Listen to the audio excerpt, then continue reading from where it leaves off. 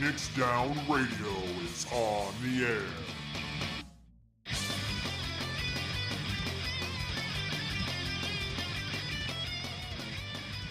Welcome, everybody, to Phoenix Down Radio, episode number 199. Damn, we're so close to that 200 mark. It's just kind of crazy that we're there. Isn't it, Seyrr? Time remains an unknowable mystery. Time is on our side? Yes, it is. No, definitively no. Very much the opposite. How did you even get that from what I said? No. I win. Do you though? Yes, because I broke you. Oh, then I mean, like, a lot of people win all the time. How's it going, Like, it's not Seyrr? an accomplishment to break me. Well, sometimes it is. I mean, you are inflappable on occasion, but It's true. I go back and forth on it. you go forward and back on it.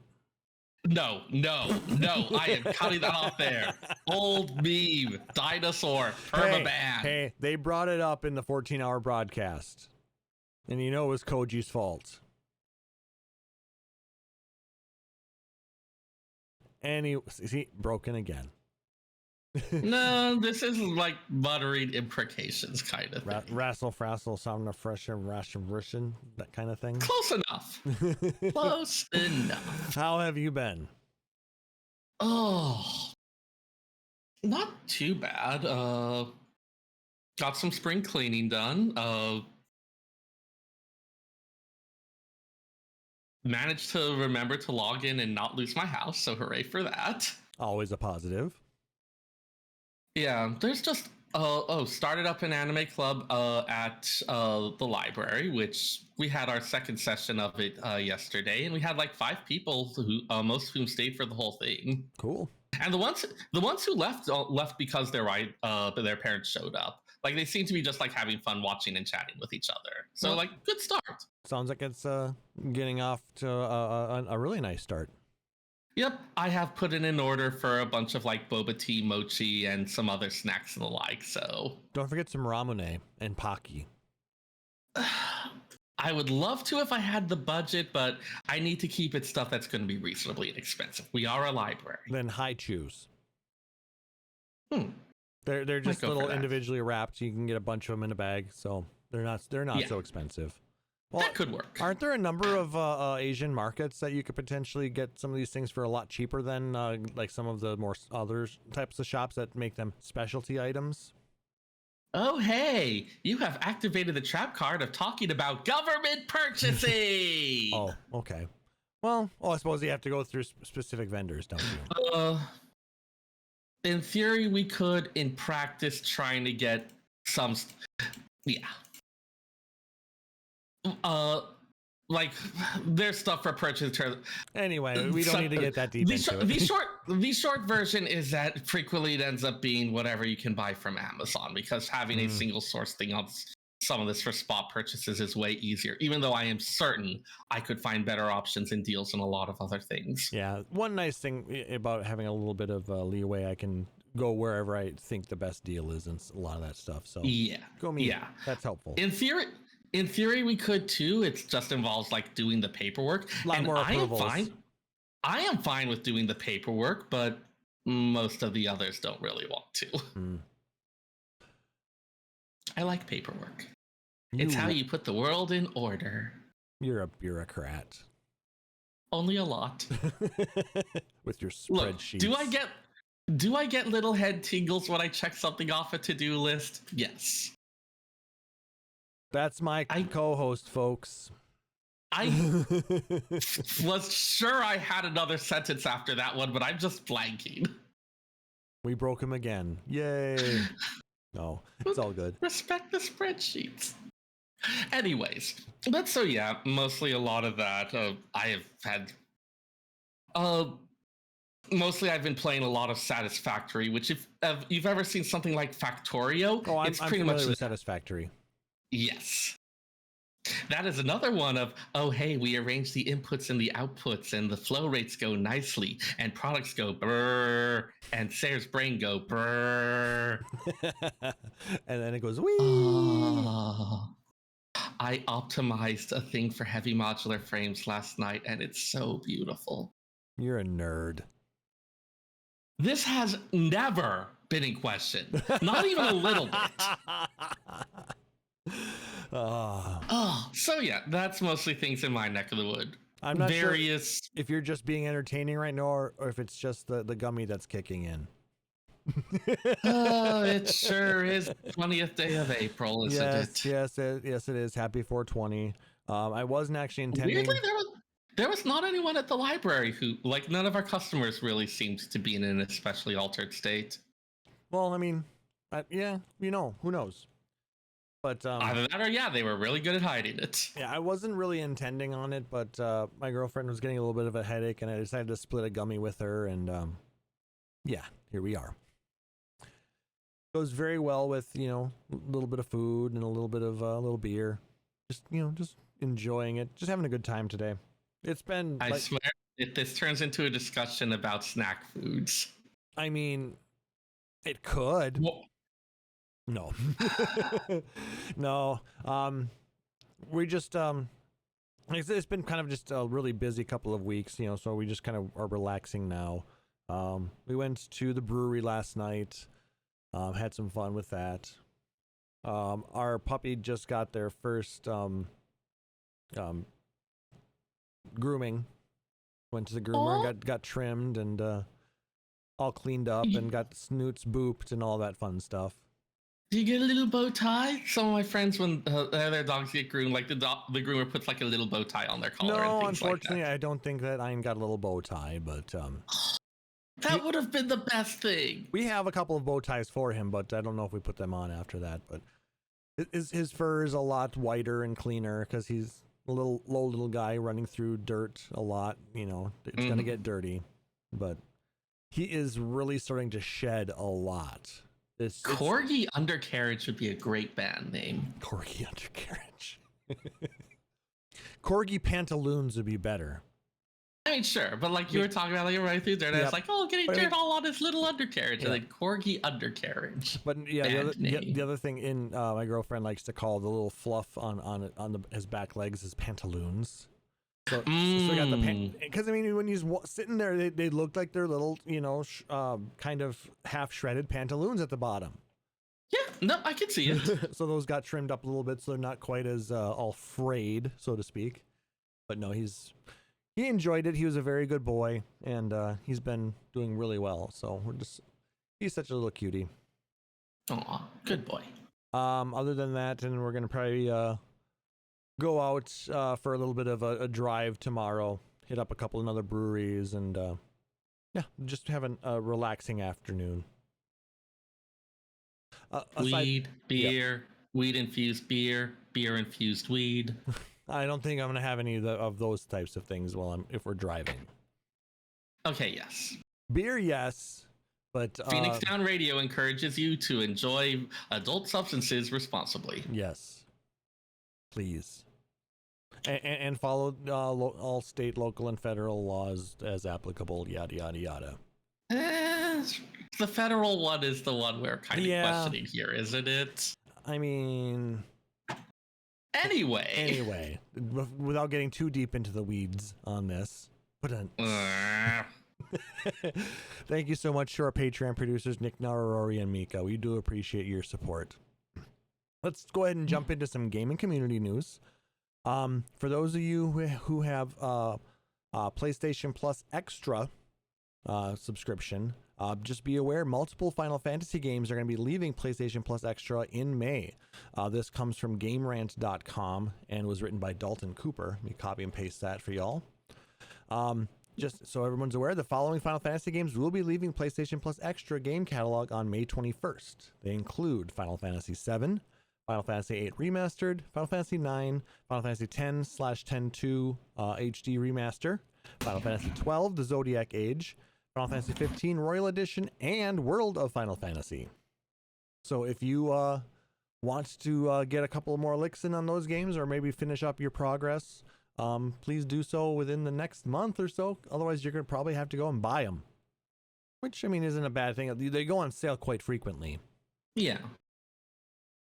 Yeah. I mean, like, subscription games changing out is par for the course. It is. It's a little surprising that there's that many at once. Does make you wonder if there's going to be something else coming to replace them. And that was the next bit. There are a lot of games leaving PlayStation Plus Extra, but we have not yet had that announced, what's going to be coming in May. But I suppose you can look forward to that in a blog post in the next couple of weeks. I don't actually do the PlayStation Plus Extra. I just have Essential, so I just get like the free games every month. That you Pretty get. much same for me. If I was actively playing a lot more, but combined with the fact that I don't play as much lately, and when I do play one thing, I tend to play the hell out of it rather than dabbling with a lot of different things. It doesn't make quite as much sense for me. Yeah. But for someone whose gaming patterns were a bit different, I could absolutely see it working. Yeah, once they went to 3 different tiers of PlayStation Plus, it kind of got a little more confusing for me.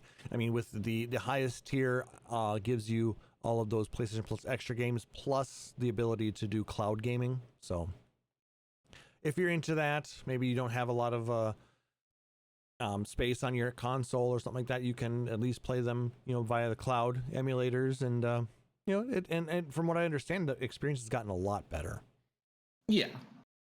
That is definitely one of those things where that when the technology was in its infancy, outright painful. But as it's gone better, and as like better internet access has become available in more places, it's just nice. Definitely improved. It's nice to see it that their purchase of Gaikai many years ago is actually starting to pay off a little bit. Woo!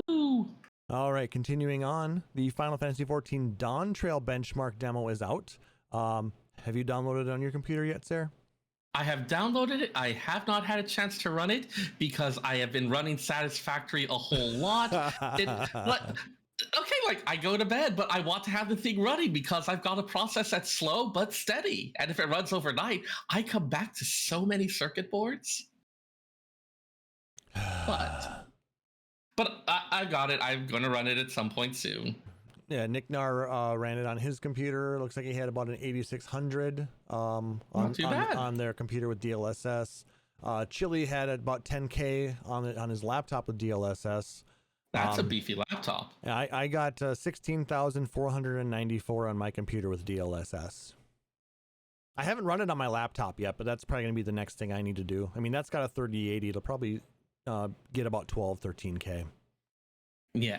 I'll also note with the benchmark, there's been a fair bit of little side news with it, some amusing, in that folks found out that there is a special little surprise hidden if you set your system clock to April 1st. Yeah, that they've had that in all the benchmarks. They have continued to do so. It turns you into Hildebrand.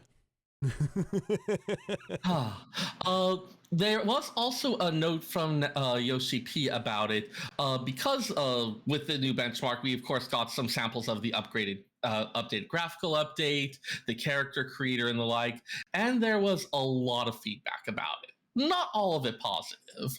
So Yoshi P did release a statement about it, noting that the character creation system was originally created over 10 years ago based on A Realm Reborn, and that the character creation environment was based on that and not properly updated, pointed out some particular issues that happened as a result of that and will be resolved with the update of the actual game, such as issues with the eyes not looking lifeless due to the lack of highlights in the pupils, issues with facial contours appearing flattened due to incorrect lighting by backlight.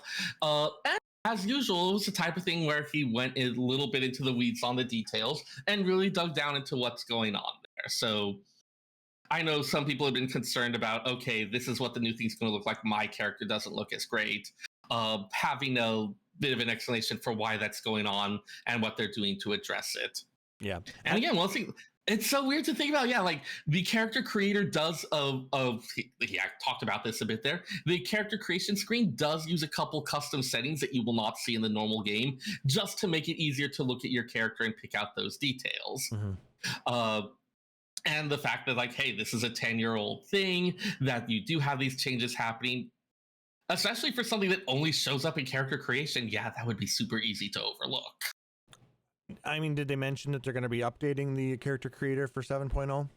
Yes. So at that point, then it'll be basically a moot point, and then probably any of the benchmarks moving forward will include the new character creation tool. They are planning to do an update to the benchmark as well, so that people can have an accurate preview of it. But I suppose they want to be a lot closer to a full release of the new engine behind 7.0. Yeah, they mentioned we require some time to investigate the issues and reconstruct the environment, so timing and further details will be announced later. But yeah, they are planning. In parts, the benchmark is like a kind of the super sneak peek of Dawn Trail, so they want to make sure that it's also looking polished and great. So they are planning to update it even as they move towards the Dawn Trail release. Excellent. It is good to see. And yeah, again, a lot of really interesting notes about what happened, why it happened, and how they were. Again, I've said this over and over, but given the almost legendary tight-lipped nature of the gaming industry, having someone talk this openly about specific technical issues. Like, that was the type of thing that convinced me to stick with it way back in Broken 1.0. Someone who respected the player base enough to be like, okay, yeah, I'm going to tell you what's up. Nice. But yeah, it's nice to see that they are updating the benchmark, not only to include the upgraded graphics, but the current one has, a lot of the new NVIDIA technologies with like DLSS to improve frame rates and such. Because I mean, also our first look at female Hrothgar. And it's kind of really neat to see, that they're able to really push those scores up. Because I mean, getting 16,000 in 4K at max settings for everything, that's insane. Yeah. But I like it. It looks really nice. All right. Speaking of the benchmark, there is also a screenshot sweepstakes that the Final Fantasy XIV team is running. Let me copy and paste this information for all y'all. Yeah. To celebrate the release, they're going to be giving away 1,500 digital prizes to random entrants in this. It's not based off of any type of criteria other than you just have to follow the rules. And then they're randomly going to draw 1,500 people to win either Bluebird earrings, the Gala cap, Noble Barding, or Modern Aesthetics Strife hairdo. Yeah, you do need a Twitter account to participate. Yep. So if you have been fastidiously avoiding one of those for whatever reason, that is a requirement of this one, unfortunately. But yeah, pretty much tag it with, follow one of their accounts, tag it using their template, and they will be randomly selecting 1,500 entries to win a prize for that. Yeah, I'm contemplating if I want to enter or not, because I mean, having the cloud hairdo would be kind of neat. Yeah, I think that's the only one of those I don't have. Yeah, I don't have the Bluebird earrings or the Gala cap, but I'm really not interested in those. I can't remember. Yeah, I don't tend to actually end up wearing those much, so I've been worrying way less about acquiring them. So I don't know if I would actually change my hairstyle, but it might be just nice to have for like like maybe give it to one of my retainers or something. Yeah. And given that people are excited about seeing how their characters will be updated or experimenting with the new character creation options, fun little chance to share that out in an official setting. And I'm sure the 14 team appreciates the increased media attention.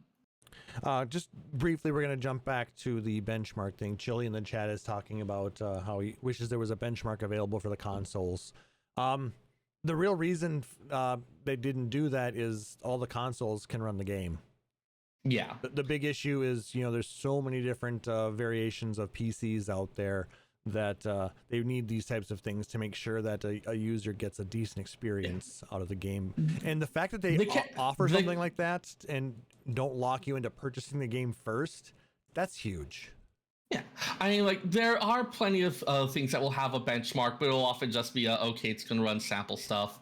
Including the option to create a character model is, I think, something at least to entice people to do it a bit more, in part because sometimes the graphical settings for this game can be a bit more intense, and they want to make sure that you're not going to have people who are going to be disappointed about it. What they could do instead of a benchmark for the consoles is just download some sort of demo that you can download that runs maybe like a specific that runs the same video but in engine.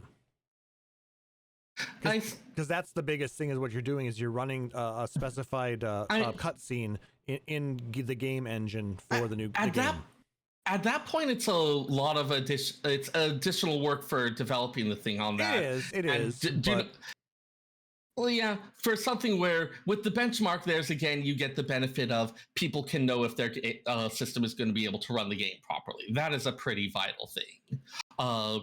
For people on consoles, the only difference it ends up actually making is you get to know what stuff looks like a bit sooner. Mm-hmm. Which I mean, so I can understand why, given that resources are finite, they may not want to spend their time on that. Yeah, it sucks. Don't get me wrong, I get it, but I think there's a very large amount. I don't know if it's quite the majority. Well, I think it is the majority actually of players are on PCs versus console. So they are kind of focusing more on the bulk of their player base. But it is what it is, you know. I understand, you know, it's not going to make everybody happy, but you have to do what you have to do in the time you have. Also, Chili, I'm not saying that I will definitely make a character to your set specifications and then stream it for you or some such, but I am directly saying that. Yes, I'll totally do it. I'm not saying this, but I am blatantly saying that. He has a laptop, and he's just he's just pulling for his console buddies. I get it. Yeah, because he plays it on console, and it sounds like Nick might be playing it on Xbox. So yeah, no, that makes sense. I get it. A little more 14 news. Last week we had a live letter that was a part of the 14-hour broadcast. That occurred. I was hoping to find some coverage on some of the other pieces of the 14-hour, like the Primals interview, the dev roundtable, and see that demo of the Final Fantasy XIV tabletop role-playing game. But unfortunately, I could not locate any of that. So we're just going to talk a little about the live letter. And it seems like attention was very solidly focused on a couple parts of the broadcast. So thank you to Tony Garso from Nova Crystallis for his coverage of Live Letter 80. Then the big thing they talked about was the graphical update. In patch 7.0, when Dawn Trail expansion arrives, new areas will take full advantage of the updated graphics, and older areas have been updated as well. Teams showed side-by-side footage of the game as it appears now in patch 6.58 and how it will look this summer in patch 7.0. You could pretty much immediately see a lot of the foliage, those grasses, those trees in higher resolution and in a higher density. Mm-hmm. They demonstrated how the grass moves and bounces as your character walks through it, really going to enhance that feeling of being in the world as you have the environment reacting to your character's movement. Yep. They also showed off improved floor textures with more detail. The ability to ray trace, you know, so that you're able to get some of that actual nice reflection off of metallic or shiny surfaces, you know, so light looks more lifelike. Should be very eye-catching when hanging out around an aetherite crystal. Oh yeah, I'm wondering if you're gonna get, like, depending on where the sun's position is, if you're gonna get kind of sparkles. That could be, kind of disco. Or I could see, like, if you've got foggy weather, given that you've got this gently shining crystal in fog, that feels like it could be a really striking effect, and I'm going to search that out as soon as I get a chance. That'd be kind of cool. Yeah. They also showed off the character models, where they've got improved skin texture, so you get a bit more of that being able to see shiny or smooth skin, as well as having a more sharp and reflective appearance on wet surfaces. That was one thing I remember, even back in the original graphical stuff, noticing that when I was walking around in the rain, that my clothes would take on the appearance of being wet, of having the water on them, and that when I stood under an overhang, they would slowly start to dry out. Yep. So I remember spending a non-trivial amount of time just kind of watching that and marveling at it. So I am really looking forward to seeing that. Yeah, I Fuss around with umbrellas a bit. I mean, because the biggest thing that I noticed is they use kind of the same texture, no matter whether it was metallic, leather, cloth, or what have you. So you got that same kind of glowy sheen, which is cool that they did that.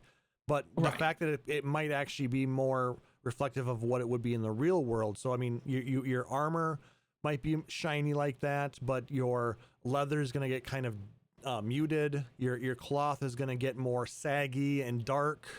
You know, Yeah. That would be really interesting to see how that works. Which again, that's another one of those where once that makes it start looking like actual clothing and armor and not just a skin mapped over your character's body. Like it seems like little details, but it really is, because when those little details are done wrong is when something seems off and when it draws you out of it. So having those done, I have just realized I am going to spend a non-trivial amount of time talking to Skywatchers and just walking to zones with different weather effects and different times of day just to see what it looks like. Yep, Seyrr's going to be a slave to the weatherman. I am not the only one, and you know it. I get the part that a lot of people seem to be talking about as I was, researching all of this was the improved blacklists. It was a little bit of a surprise that they decided to devote an entire segment to talking about the blacklist. Well, the changes given made are huge. I mean, they're highly requested. Yeah, given the reactions to it, probably the right choice there. At the moment, the blacklist will hide messages from blacklisted characters. The update will hide the character model as well. So for people who are spamming emotes on you, otherwise harassing, before it would have just been, okay, you may not see the log messages, but you'll still see them doing it. Now it effectively removes them from your world. It will apply to all characters on the blacklist across the entire service account. It does distinguish between before and after patch 7.0. So if you have a blacklist of particular people as opposed to just whatever the random latest skill spammer is, you may need to remove and re-add those people. They also added a mute list, which is going to be on client side. So it's a completely separate list from the ban list, which allows you to the people will display as normal, but you will not be able to see their text unless you turn it on with filters. That's a kind of a neat piece. If you end up being put into a party with somebody who happens to be on a blacklist or a mute list, you can temporarily set things to unban or to see their chat within the duty that you're in, but you also then have the ability to turn it off if they're still being an asshole. And this is something that I've seen in a lot more modern programs. I saw it starting in Discord and have explained it to several people, because it used to be the whole blacklist is a thing that you do as like a social shunning and things like that. And the thing of, okay, no, it's something where, hey, maybe where it can be used for, I have personally used it for people who I like well enough, but are frequently very intense, otherwise difficult to deal with. So I could choose, okay, I'm going to deal with them on my own terms, or, hey, I do want to keep an eye out if it seems like they're saying something like spraying stuff. I want to be able to check in if there's an emergency or some other issue, but also want the ability to just say, like, you know what, I'm not going to look at this right this moment. I can't deal with them. I'll come back later. Yep. So it puts a lot more power in the hands of the player. Yeah. For something like Discord, it didn't seem too surprising that they could implement that. But in a game like 14, and the fact that you're going to be able to unhide and rehide those things, I am curious to know how they're going to accomplish that, because that's, given the in-game chat system seeming relatively bare bones in terms of its interface, that's some powerful stuff they're looking to do with it. Yep. But it's nice to see that they've actually been taking player comfort and safety very seriously, and making sure that you can play the game in the way that you feel safe and comfortable. One thing that I think from this change and from a lot of the others is that even if a particular change isn't made, I really do get the it really does help with the feeling that they are paying attention to player requests. They don't brush them off. They do look at them. They do take them seriously. It may be the case that what that is being asked for can't necessarily be implemented, or it may take time to roll out, or other things like that. But it does really help with feeling like whatever the issue is, they're at least taking it seriously. Excellent. Which, again, very important for our community. Yep. Next thing they talked about was some upcoming schedule and some interesting Final Fantasy XIV facts. Schedule between now and Dawn Trail, we'll go through it real quick. Starting on 4/24, Yokai Watch is coming back, but it includes a new framers kit. So if you've been collecting all those different frames for your character pictures, maybe you want to go through and look into that. I don't know if you've already beat it, are they going to be able to download them right away, or do you still have to go through some? From the description, it looked like if you have all the minions, you'll be able to pick up the framers kit right away. Okay.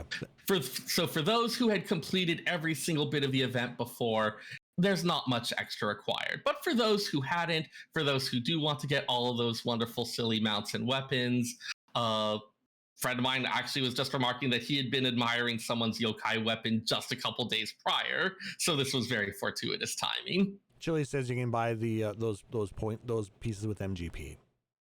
Yep. So, and yeah, it looks like there's not going to be anything extra particular required. If you've already completed all the previous stuff, you can just grab the new thing. Just remember though, they did add a second part to the Yokai Watch quest. So if you did it way back originally and you didn't redo it after that, there is some more stuff to do. If you have the mount that is a giant cat, you're caught up. If you just have the little supermarket coin operated ride, you got a bit more to do. Yep. They also mentioned that on May 8th, the Final Fantasy XVI collaboration will end. So make sure that you go help Clive between now and then and get all of your really cool stuff that you can also buy with MGP. 5/14, we get a new Moogle treasure trove, the second hunt for Genesis. The next day on 5/15, the Make It Rain campaign starts. So there's going to be another if only they'd had Make It Rain while the 16 event was live. Oh, yeah, I suppose. Yeah.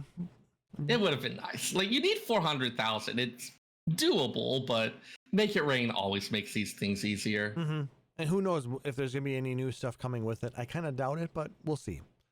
The media tour also begins on the 15th. On the 16th, there will be a letter from Producer Live number 81, which will focus on job updates for the expansion. And then the Make It Rain campaign ends on 5/31. You want to say? Let's make some predictions. Because I remember with the Endwalker job actions, and you're the one who wanted to go through this fast. I know, but this one, like, Scholar had the action that everyone thought was a total meme with just the running around that turned out to be the amazing clutch ability. So which job is getting one of those this time? Looks ridiculous in the preview, turns out to be freaking amazing. I'm going to go with Monk. Okay, and what's the move that looks ridiculous? That's not what this is about. Pick a job. Dancer. There we go. All right, it has been recorded. Is this a pizza bet, or is this a pizza bet, or just a fun little wager among gentlemen? Donut. No, your donuts are much more expensive than mine. Fine, it's a pizza. Well, we'll figure it out. Nope, pizza works. You said pizza, it's pizza. All right. On 6/5, the Dragon Quest X collab event comes back. 6/14, we get another letter from the Producer Live, number 82 this time. So it's going to be probably, last minute announcements about Dawn Trail and things like that. And then we have the various collaboration events ending, coming up to June 26th, where they'll have a 48-hour maintenance session to give everyone time to fully download those large files. Yep, so that's going to be Thursday, I think is what that is, because then it's early access on Friday. And then the game is actually released on the 2nd, on Tuesday. Oh, lots of stuff coming up. Yep. And I kind of wonder what they'll do for the Ultimog challenge in Genesis Hunt 2. Not sure. We'll have to see. We got so many people into ocean fishing. It was great. Maybe something with the islands. That reminds me. Go ahead. For those who haven't seen it, they did feature fruity snacks on the community spotlight. Big person for a lot of the development of the players' activities around fishing. Runner of the Fish Cord has created a number of guides for hunting those big fish. So go take a look at that in the community spotlights. Great guy. Cool. And then some quick facts that they threw out in celebration of the 10th anniversary of Realm Reborn. Apparently now that we are up to 30 million registered accounts in Final Fantasy XIV. That's crazy. That's a lot of accounts. Yeah. 159 hours of cutscenes. 240 accolades received worldwide out of 313 nominations. That's a pretty good winning percentage. Yeah. 88 Aetherite travel points. I want to point out that 159 hours means that you could watch cutscenes for a week straight, with time for 1 9-hour sleep session in the middle of it. 325 duties in Duty Finder. God, is it that many? Almost 5,000 minutes of music. Oh, God, that figuring out our music episode. Are we doing music episodes for 14? That's going to be a mess. We're going to have a discussion with that one in 11 because there's just so much music. Yeah, 5,000, Jesus. 46,152 kilometers worth of corks out of popped Realm Reborn red champagne emotes. Which it notes is further than the circumference of the Earth. And 54,350,656 liters of potions imbibed. Nearly more than the amount of ketchup consumed by the populace of the United States in 1 year.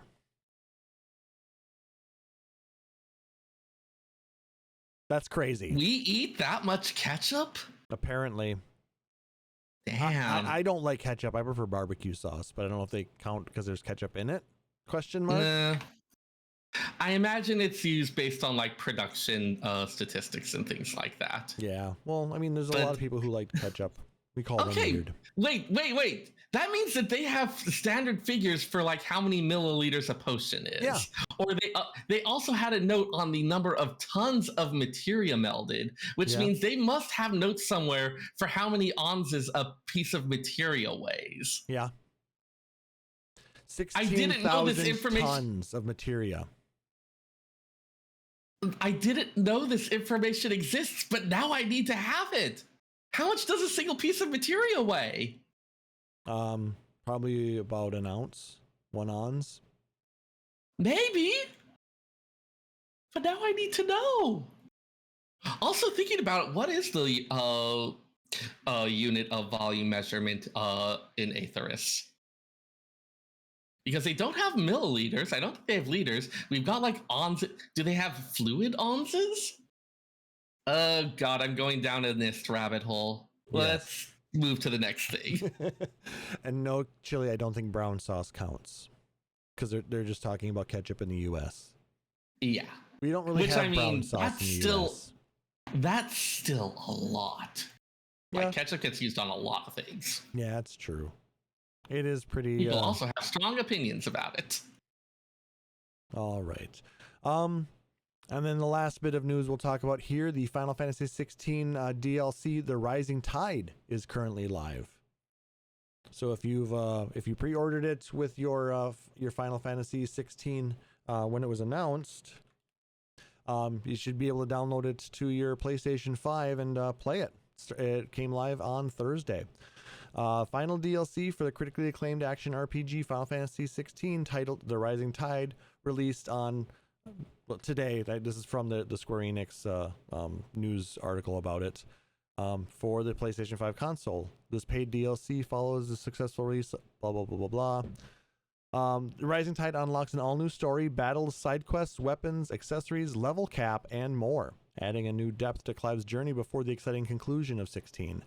Players will gain new iconic abilities, explore a beautiful new area in the hidden land of Mysidia, and dive into battle against the legendary water icon Leviathan the Lost. The new DLC also adds brand new endgame content with the Kairos Gate, where players will challenge 20 stages of intense scored and ranked battles against waves of enemies. A special bonus item includes a reimagined version of Cortana, which was the first paladin weapon in Final Fantasy XIV, as well as Torn from the Heavens and Through the Maelstrom orchestrion rolls to be played as background music in the Hideaway. And there is also a free update that came with the DLC, which we talked a little bit about what that was going to be including in the last episode. But the big thing is the quality of life improvement for quick complete of side quests. So yeah, I'm actually looking forward to this. I actually haven't played the other DLC piece yet either, so I've got a little bit of catch up to do, but catch up. You're so proud of yourself for that. Yes, especially in my current state. Okay, you know what? That's fair. So yeah, lots of stuff to play, lots of stuff to do. And speaking of 16, we have some more music to listen to. All right. Last episode, we started the Final Fantasy 16 original soundtrack with disc 1 of 8. Which mostly, I believe, covered the flashback, the events that led to Clive's forced enlistment, we'll say. And so with that, we're brought up to the present. Yeah. Yep, and we just went through the battle against the icon Shiva. Yes. Who we learned was his friend from his youth, Jill, who was quasi-adopted sister, potential Roma. Like they were, like hostage. Medieval politics is weird. Yeah, she was a political guest. Political guest is a good term for it. We'll go with that. And at this point, and then we met Sid. So now we actually start our little adventure in Hideaway.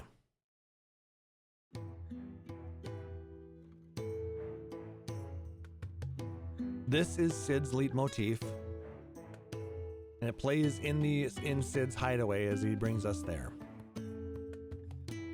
It's a very relaxing, laid back little tune. Oh, that nice gentle tempo on the back percussion. Like, this just screams like classic high fantasy tavern setting. It does, actually, and it very much fits Sid's archetype. Yeah. Sid in this game is, of course, he is the dominant of Ramu and very much not wanting to be. Nope. Bit of a rebel, working against the entire dominant system. Definitely plays up a lot of the roguish aspects, which, again, a new take for Sid. So I am glad that they're not keeping it to, okay, Sid has to be the gadgeteer who provides your airship. And I think this is probably one of the coolest Sids we've had in any Final Fantasy. Yeah, he definitely oozes that cool factor. He has strong daddy energy too. I'm sorry, he just does. Again, no argument. I saw how thirsty you were for him. Saying. I am restraining from so many comments right now, I want you to know. I am being a good Seyrr for your sake. And they're all very disappointed in you right now.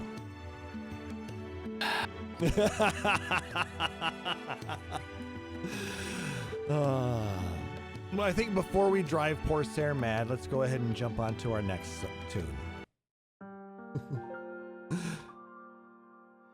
Called Lovely, Dark, and Deep, The Great Wood.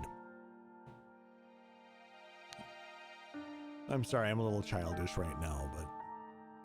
I mean, after the previous conversation, I'm sorry. It's fine. Take a moment to compose yourself. But this, we've got a lot of our forced favorites. We've got those violins flitting in and out. I mean, this is really pretty. This plays in the Great Wood. It's actually an arrangement of brothers.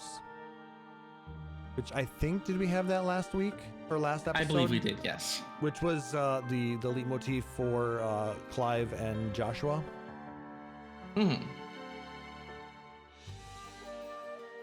That title, Lovely, Dark, and Deep, I feel like that's a reference to a poem. About a lovely, dark, and deep forest, probably. Yes, from Robert Frost's Stopping by Woods on a Snowy Evening, the one that ends with "I have promises to keep and miles to go before I sleep." He describes the woods as lovely, dark, and deep. Oh, that seems very on brand for the localization team. Yeah, and Chili is definitely, not gonna let anything slide. Oh boy. Because Chili's got a chili.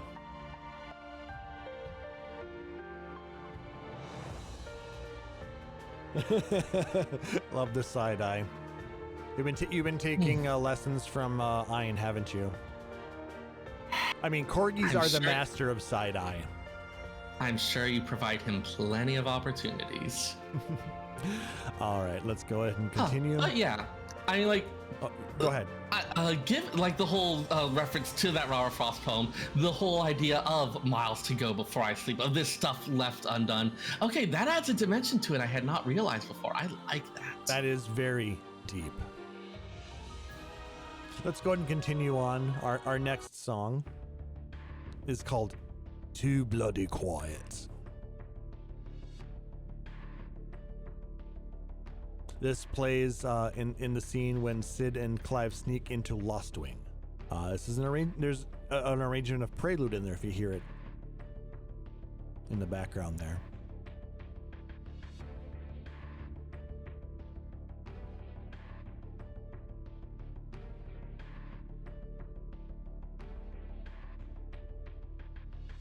But yeah, you get the tension, and you get the fact that it's important. Usually the important stuff features the prelude in there. Yeah. The type of thing, Too Bloody Quiet, is the type of thing that's usually said right before some sort of ambush, so setting that mood of imminent danger. Yeah, this is a very quiet track. It's meant to be very suspenseful. Which then takes us in the next scene, the chase. This plays as Clive is chasing after a royal knight.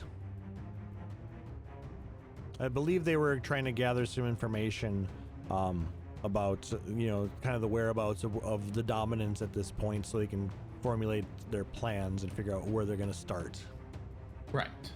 Or something like that. They're doing a little bit of planning, and I mean, you can't just go into it without any ideas. You gotta make sure you know what's going on. I mean, they're looking to subvert the entire order of, like, that's not the type of thing you do without some preparation. Yep. So apparently the chase didn't take very long. Yeah. So at the next point, we get into the idols of the Empire. This is a town theme with towns within the Holy Empire of Sambrek.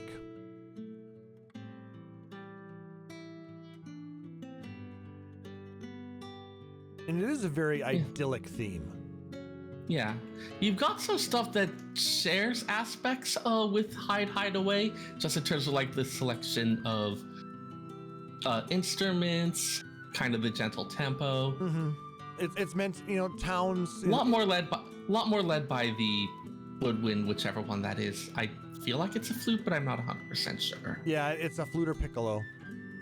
Yeah, really evoking that pastoral feel.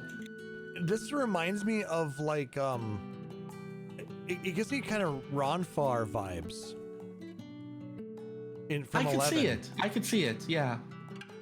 I mean, they're both, kind of based off of, the kind of Franco history. The French sound. Those style of knights versus your Arthurian knights from Britain. Yeah. No, I totally hear it. Nicknar saying more like the Wings of the Goddess version of the Ronfar theme. Okay, yeah.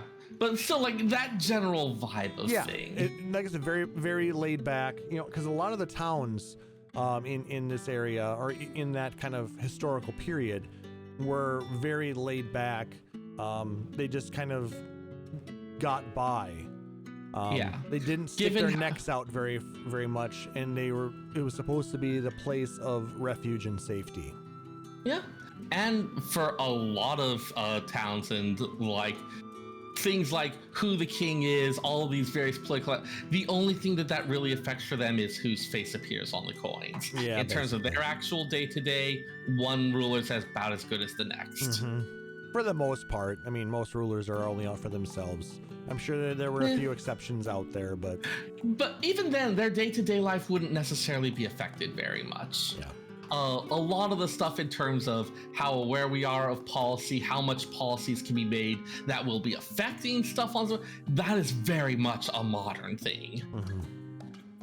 For most of human history, again, like, these types of things were just how stuff got organized at the upper levels, but at the lower levels, you do your subsistence farming, you pay your taxes, your lord tries to clear out the bandits every so often. I mean, were they wrong? I have learned not to acknowledge this nonsense. What? I only acknowledge my own nonsense. All right, moving on. This is Words to the Wise. There's a scene that this plays in where Sid and Clive are discussing Clive's plans. If you listen, it's got a bit of an arrangement of hide away. Because it's it's very Sid focused as well, since he's kind of helping Clive figure out, what the best course of action is for everybody. It kind of fits away with that, like, hide away, hidden scheme. Like, you've got just that entire vibe that ends up touching everything that Sid's involved with. So it makes sense that you get a bit of that in here, where we're getting into some of the actual plan making. So it's a little kind of more schemy version of hide away. A little less, relaxing, a little bit more purposeful. A little more active. Yeah, purposeful is a good word for it. Like, this is turned from the just like general hidden away conspiratorial into a now there is a definite aim. All right, let's go ahead and move on to our next one.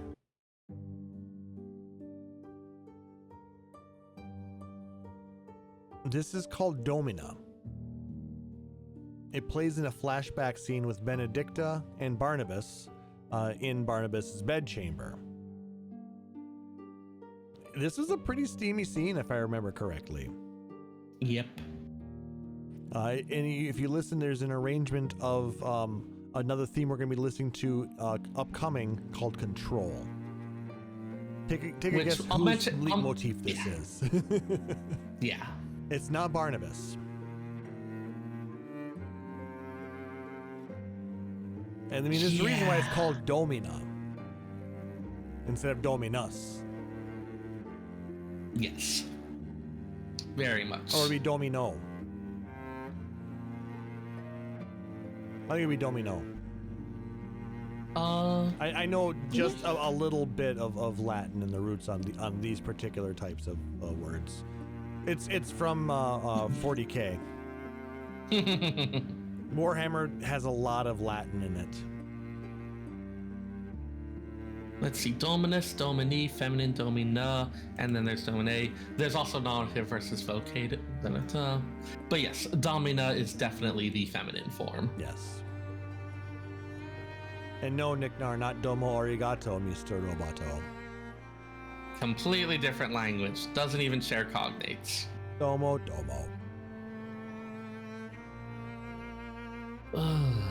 All right, we're gonna go ahead and it's definitely got that seductive aspect to it, but it is not like the fun, sexy seductive. It is the dangerous seductive. But then again, I think that's what Barnabas kind of liked. I mean, yes, people are absolutely into that. There's a thriving industry of. Anyway, no shame here. moving on.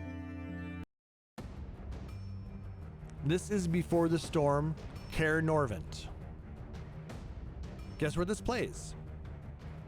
Could it be in Before the Storm? No. No. This is the music of Caer Norvent. Yes, specifically in this pre-fight stage that we're currently in. Yeah.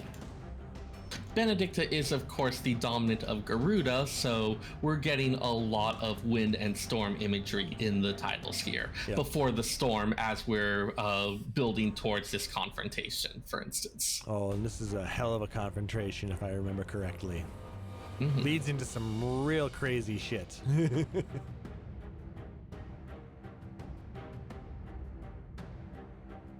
But yeah, as we're moving up to where Benedicta is currently holed up, this is the theme of the land as we're moving up to try and find her. Definitely a bit more of a actively in enemy territory feel there.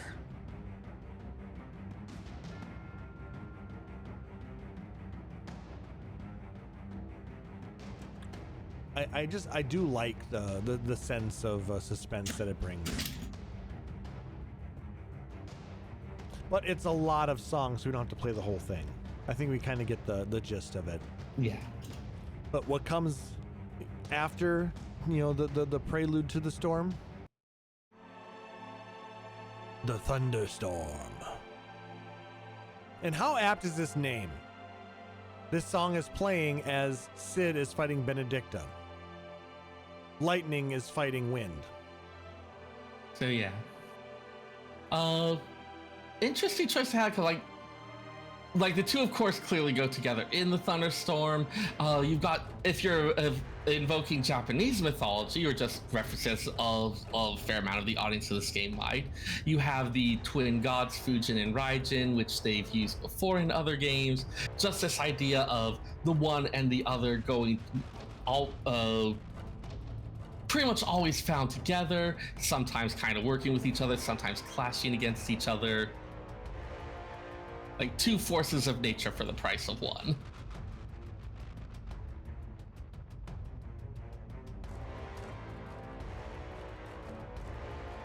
Ooh, nice deep brass there. Beautiful.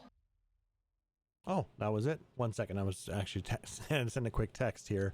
But yeah, it's quite the little battle music between these two, and they definitely have a past, which we learn a little bit about later. But moving on, this is called the Shepherd's Lament, and this plays in a scene where Clive obtains Garuda's power, which is also kind of contains that leitmotif of control.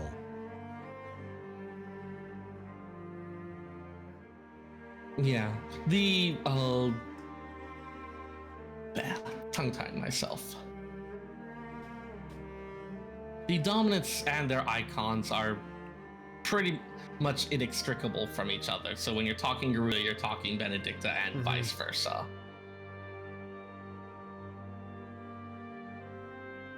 And the fact that this is basically forced on them from birth, it's not even a choice. In some cases, it's passed down through, the lineage. In other cases, it seems like it's just kind of random. Because I don't recall that everybody's had, prior family members being the dominant of any of those, aside from Rosaria. I'm trying to recall if there was any kind of explanation for how it could work there, or if it's just one of these are just the rules of the setting, and that's how it is. That's my guess. Let's go ahead and jump in. Yeah, I'm pretty sure there was never any type of, it was just there are things for it, and for some place, yeah. All right, we'll jump into our next one. A Land in Peril. This plays in the Royal Meadows and in areas of Rosaria during the Black Shield's Purge. It's not a good theme. Yeah, we've had a lot of ominous, dangerous music this time around. We have a lot of enemies. Yes. We abandoned our post that we were conscripted to against our will. we stole a target that we were told to bring back to Sam Breck, and brought it to a known conspirator against all the countries. Yeah, we're batting 1,000 here. Yeah, it's pretty interesting to compare this to the first disc, which does have a lot of that kind of like lighter, I mean, not necessarily like happy feel, but like a little bit more of the like traditional knightly honor adventure type thing. And then to see how far things have fallen here. Well, I mean, Rosaria was like one of the only areas that was kind of ruled positively. I mean, if there is such a thing as that type of rule, but I mean, he was respected and loved and tried to do right by his the people of his country, so yeah. But yeah, once you get rid of the good stuff, then you're all left with shit. Then, you know, we all know what that's like. Sage words, Klauss. Sage words. Hey, give me a break here. How's that edible doing? All right, let's go. I mean, it just reminds you of that, you know, yeah, be careful. There's shit out there. Yeah. Okay, no, here is that leitmotif of brothers we were talking about earlier. This actually plays in a scene where Sid and Clive meet Gav. Gav is quite the character. Mm-hmm. Honest to a fault and sneaky to boot.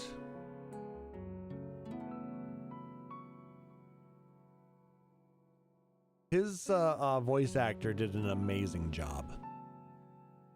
I kind of, you know, just he just everything about Gav was really cool. I really enjoyed his character.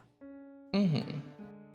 Because a lot of times you listen to some voice acting in games and it's good, but it doesn't like really engage you the way like a movie or a TV show would. The voice acting in 16 was really quality. I mean, I want to say it's even better than the remake and Rebirth. I mean, that might be, you know, kind of a hot take, but I really thought that Ben and everybody in the 16 voice cast they did phenomenal. Yeah. The voice acting landscape has changed a lot over time as well. Mm-hmm. I mean, it's improved so much. I mean, from back in the early dubs, you know, 100%. with like in the 80s, it's just high quality. All right, let's go ahead and continue on to our next theme. This is Downburst. It plays in the scene of Benedicta priming into Garuda. Now that's more than just, she's basically lost control. Yeah. So of course we've got another wind-related name. Yep, and it's another arrangement of control, which she is losing.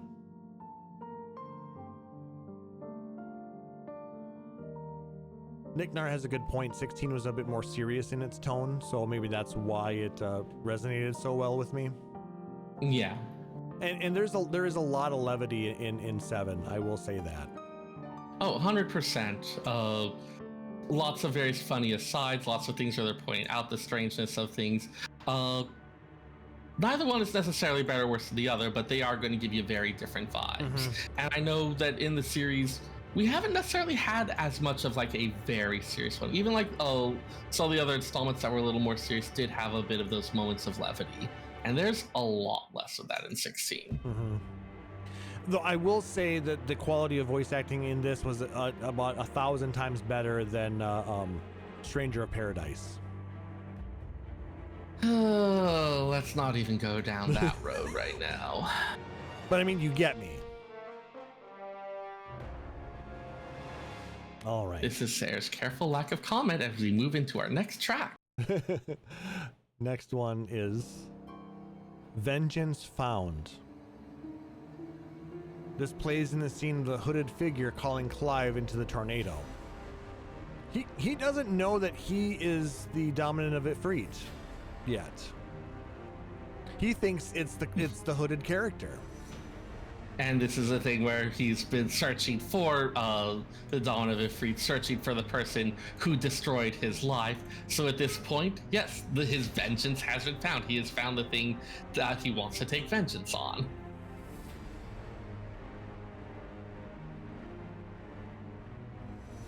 We're going to get some rude awakenings about that later on, but later is later. For now, there's vengeance to be had.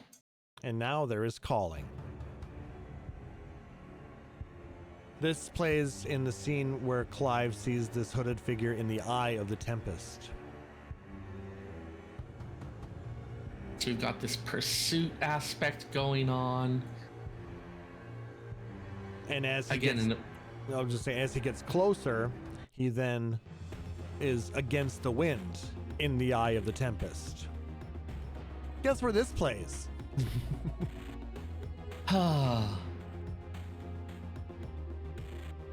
Another arrangement of control.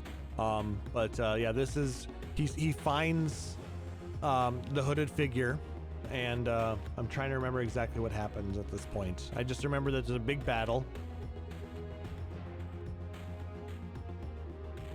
That does seem to occur a thing with when they usually go for kind of like the cyclonic aspect, the hurricane. Again, this thing with like the movement and then the point of stillness at the center of movement. You've got a nice contrast within it, which is really evocative and great for a lot of storytelling. So I can see why they keep going back to that image in so many different games and stories. Yep. Like it's a solid one.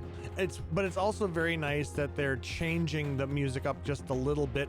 They're keeping it all in the same family, but they're making the feeling of each scene very important and keeping them as a moving story. You're not just playing the same theme through this entire bit of the storyline. It's a lot of work. We've had how many different arrangements of control at this point? I think this is like the fourth. But I mean, so you're pretty much using that base leitmotif as a base, and then layering it, building on with different instruments, with different little flourishes.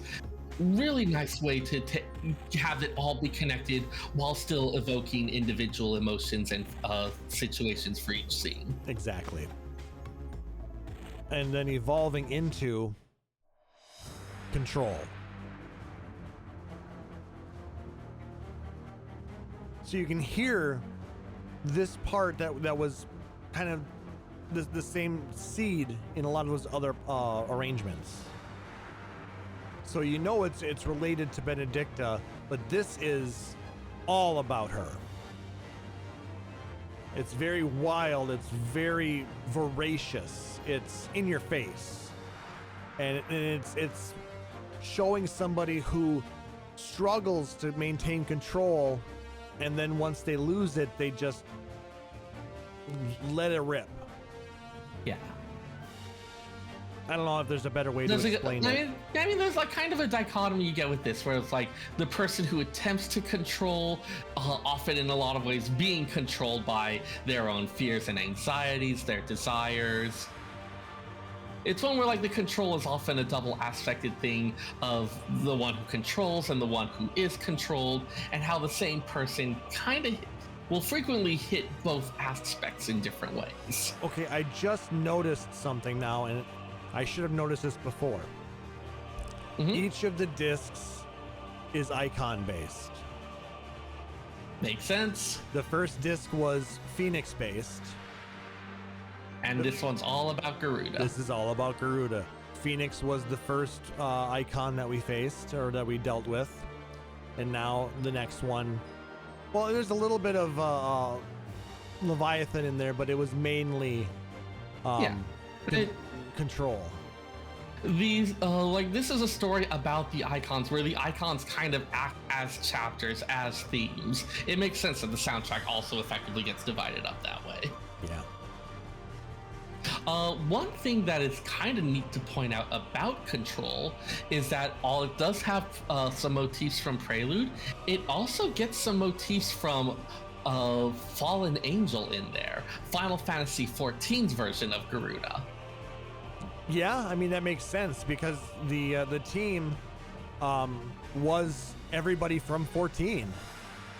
Yeah, it's kind of fun to see how they're taking inspiration from this other depiction they've used and tossing in a couple of those nods.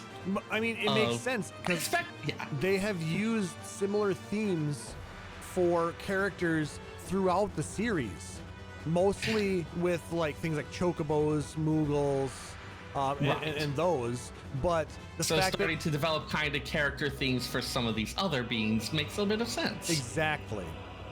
Also, I'm pretty sure they expect that there's going to be a goodly amount of Final Fantasy XIV players playing this one, yes. So it's an extra little bonus treat for them. Yep. I mean, plus the fact that this is beautiful and well done music from Masayoshi Soken. The dude is just a phenomenon. I mean, Square Enix is not hurting.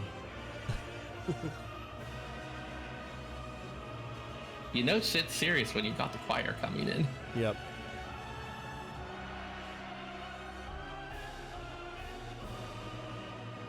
And the fact that Soken likes to use music so judiciously to help tell that story, and not just, rely on specific themes for this person, and this person, but new ones that incorporate that base, but fit more to the mood of the current scene.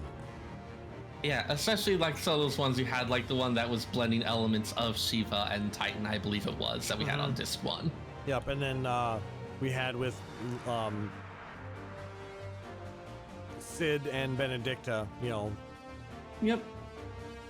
Yeah, that's as you have icons clashing against each other, having those themes fight back and forth for dominance as well. Again, really great way to do that audio element of the storytelling. I'm a fan. Mm-hmm. And as wonderful as this is, and how fitting it is for the battle that we're currently fighting, we're gonna go ahead and move on. And after the battle, we have to have you gotta have the fanfare. Another classic. We had the prelude, gotta get the fanfare in there. Yep, we gotta have fanfare. And then our next one, after the fanfare, is the Fall from Grace. At this point, this plays in the scene where Sid has to prime into Ramo and stop Ifrit's rampage. Something he loved doing, I'm sure. Oh, absolutely, because, Ifrit is fucking huge, and Ramu's not as big. He's just got to be wily, and well, we're thankful that Sid is very wily.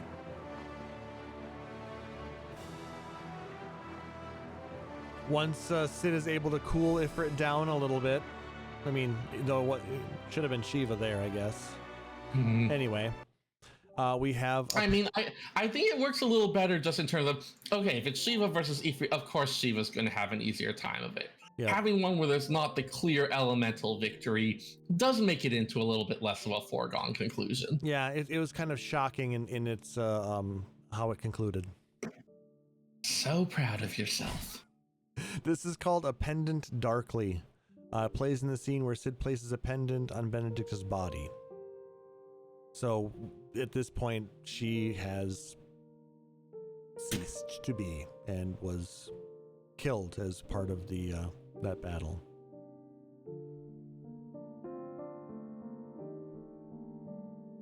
So very sad. Yeah.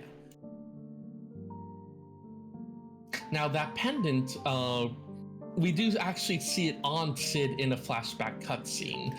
So this was a pendant that Sid used to wear, that he had given to Benedicta, and that she clung on to all this time. So hinting at giving this indication to a lot more complexity to this relationship than we might have initially thought. Mm-hmm. He loved her. He always has. Yeah. But he did what he had to do. I mean, that's a nice and pat way to put it, but I mean, it doesn't make what he's going through any easier. Yeah. And it's just that small poignant moment hitting at this much deeper grief behind it. Gives us a little bit of an idea as to why Sid is pursuing, at least some stuff behind Sid pursuing such a difficult goal. Yeah, I mean, he wanted to free all the dominance of their shackles, their bonds, they were basically the lapdogs of the monarchy of all these different city-states. And then here's this one that he cares about so much, that he loves and that he can't save. Yep, he was doing all this to try and free himself and her. Unfortunately, she ended up being a loss to the cause. Yeah. Our final track of Disc 2 of the 16 soundtrack is The Battle of Belinus Tor.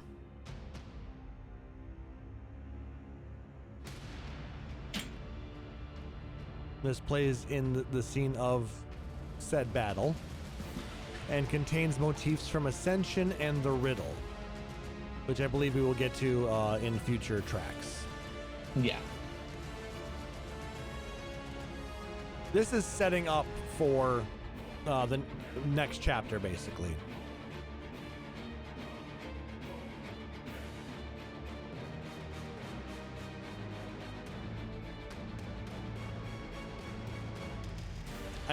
Honestly, I don't recall much on what was actually happening in game on this, because that whole scene with Benedicta and Garuda and that fight was so impactful.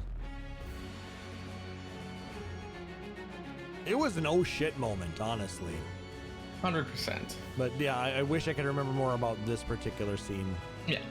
I will say, though, we'll be covering them later, that the riddle is the associated with the dominant of Odin, and Ascension with the dominant of Bahamut. Okay, so this has to do with Odin's working with Sambrek and Bahamut, who is the dominant, is the son of the current head. I can't think of what his title was.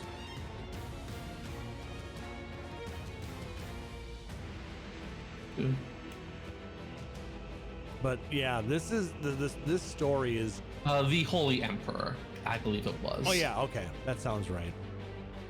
Well, they are an empire, so a Holy Empire. There's the Roman Empire, and then there's the Holy Roman Empire, which was neither Holy Roman nor an empire, but that's how it goes. Just like Rhode Island is neither a road nor an island. Exactly. But yeah, after this very Garuda-themed disc, we've got this one last track with this battle setting the stage for our next clash and confrontation. Yep. I just love how much of the story is being told through this music, which I don't think I actually was able to give enough credit to, because the story was so engaging. Yeah. But this is a big reason why.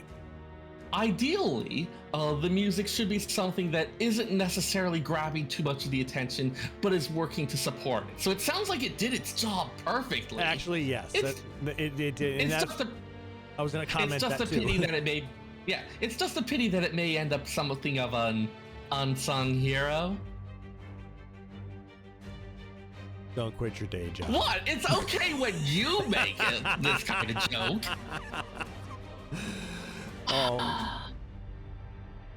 But yeah, that's why I like doing these shows, is to actually sing the praises of the soundtracks.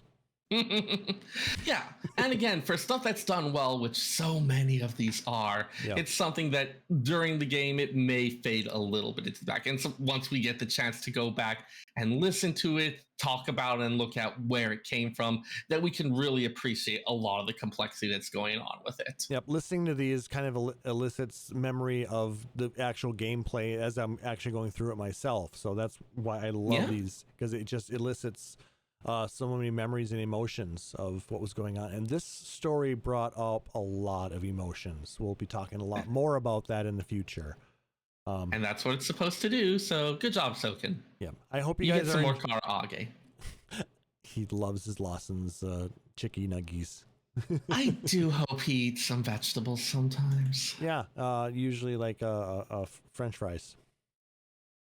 That barely counts. Just a reminder to everybody, there will not be an episode on May 4th.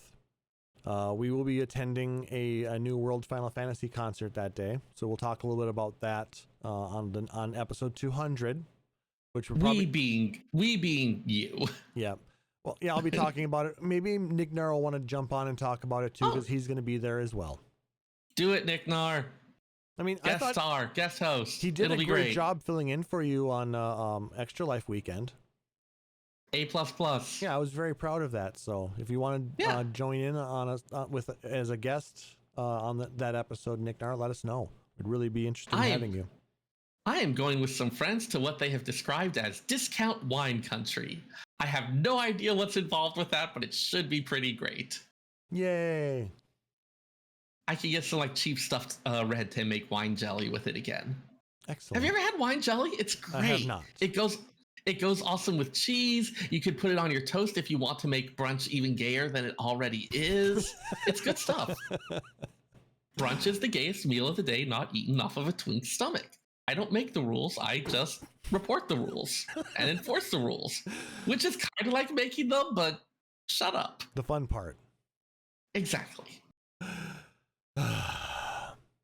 All right. And on that bombshell, that's going to do it for this episode, guys. The bombshell. Everyone should know this already. This is like basic knowledge. Come on. I just love using that. You know, sorry. Yes, I'm blatantly stealing it from Jeremy Clarkson. I'm sorry. Don't sue. It's just it's a lovely line. And I like we have no money anyways. But that's going to go ahead and do it for this episode, guys. If you liked what you heard, please make sure to like, subscribe, or follow us out on Apple Podcasts, YouTube Music, which is now taking over Google Podcasts, Spotify, or whatever your preferred podcatcher is. And if possible, leave us a rating or review. It helps us know how we're doing and lets other people find our show. Seriously, like the things on how that works, the reviews are super important on that. So if you... Like, we love our Patreon producers, but if you can't support us that way, just leaving a review, it has an absurdly large impact. Yep. It's the weirdest thing. So, if you have a couple of moments, we would greatly appreciate it. And we'll read the review on the show, too, if when we see new reviews pop up. I'll have to start checking. If you don't want us to read the review, we don't have to, just in case you're, like, nervous and stuff. Yep. But we do love to hear your accolades. Yes. I maybe occasionally look at them for affirmation purposes. Not often, but occasionally. But if you really dig the show, you can consider subscribing to us here at twitch.tv/PhoenixDown where you'll get access to subscriber-only emotes and badges. Or you can support us out on Patreon like our benevolent overlord Aurora Fenrir or our resident slacker Nick Nar by visiting patreon.com/PhoenixDownRadio. All proceeds go towards growing the show, cover things like hosting costs, allow us to improve and upgrade equipment, as well as do fun things like contests and giveaways. But any kind of support, whether it's likes, tweets, emails, subs, questions, donations, whatever it is, it's all greatly appreciated. And we love interacting with you guys. So if you want to check out our backlog of podcasts, you can go out to our website, PhoenixDownRadio.com. If you have questions, comments, or just want to say hi, you can email us podcast@PhoenixDownRadio.com, as well as you can check out all of the backlog of our video podcasts out on YouTube.com/PhoenixDownRadio. Any shout outs there? I'll go ahead and shout out my Criterion friends, Simone, Thomas, Harrison, and Austin, who just, was it last night or the night before, managed to clear Aloe Aloe Savage. They have themselves some shiny new Tombstone weapons with the pretty glow and everything. Good job, you guys. Cool. I got to sit in on some of their attempts. Oh, it is the worst when you've gotten through so much and then you like mispull a thing on the last trash and you have to go all the way back. Apparently, just in terms of general difficulty, Savage Criterion is somewhere between an 8-man raid and an ultimate. So something I will not be attempting. I may go back for I am one of the alternates for the group, so at some point they're going to get me in on it. Cool. And I am honestly a little bit scared. It's a lot. But so yes, big shout out to you guys. Well done. I knew you could do it. I know it's a thing that I genuinely never had any doubts about it. You all are fucking amazing. Cool. And I want to throw a shout out to the D&D group. We got together again finally after I don't know how many months of no gaming. It's just been kind of, I think this is our first session this year, to be honest. But being an adult sucks sometimes. Sometimes it does, but you know, sometimes you just need to do what you need to do. Yeah. Nick Nar confirming last December was our previous one, so yeah, first one of the year. Damn. I mean, a lot has happened between then and now, like you know, girlfriend moving in, getting a dog, you know, all that kind of stuff. So, but shout out, it was fun to get together when we're going to be doing it again in 2 weeks. You know, so actually we're going to be going to that concert on Saturday and then going and doing D&D on Sunday. It's going to be a very busy weekend, but it's well worth it. It's nice to get back into D&D again. Actually might be starting up another campaign with former roommate and going into Ravenloft for those who are familiar with different D&D canon. Ravenloft is basically where the vampires live. So yeah, shout out to them. If you want to follow us, like easiest way to do it, join our Discord. It's very much not as toxic as Twitter, and we have a lot more fun. Setting the bar high, I see. Yes, absolutely. We are significantly less. Like, this is not just okay, we clear our one. We need a... God, how do you measure internet toxicity? What even are the units on that? Zuckerberg. It might have to... No, I think it has to be in Musks. Musks. Anyway, join us on the Discord. It's a lot of fun. We hang out and have a good time. But anyway, for my co-host here, Timono, I'm Klauss Nightbringer, wishing everybody a wonderful evening. Thank you so much for joining us, and we'll catch you later. Take care. Phoenix Down Radio is a production of PhoenixDownRadio.com and Illusion Productions. Final Fantasy XIV and Eorzea are trademarks of Square Enix. In-game content for Phoenix Down Radio is the copyright of Square Enix. Opening music for Phoenix Down Radio is provided by Guilty Gear Rock You. Check out the Metal Chocobo theme cover and many other music videos at youtube.com/Guilty Gear Rock You. Closing music for this episode is provided by Guitar Wanker 90. Please check out their full version of Matoya's Cave and other rock video game covers at youtube.com/Guitar Wanker 90. The views and opinions expressed in this episode are those of Phoenix Down Radio and its hosts and do not reflect the views of Square Enix.